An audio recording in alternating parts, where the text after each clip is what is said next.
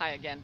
I think there is not really better place for a story about Cyrillic Serbian alphabet than in this lovely Serbian medieval fortress in Smederevo town, Smederevo fortress.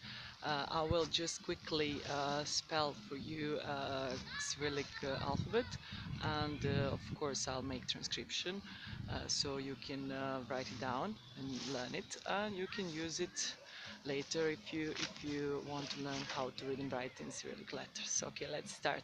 Um, it's 30. There are 30 letters, of course, but in different order than in alphabet order letters. Order, however, A, B, V, G, D, J, E, Ž, Z, I, J, K, L, Lj, M, N, Nj, O, P, R, S, T, Ć, U, F, H, C, Č, Dž, and Š.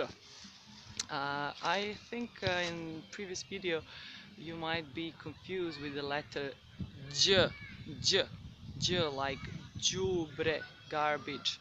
J is a soft D letter, as I presented in last video. That's my explanation. Okay, hope this was helpful and you enjoyed this lovely 6th of January in Serbia. We're very lucky with sun, sunce, sun. Bye, see you later.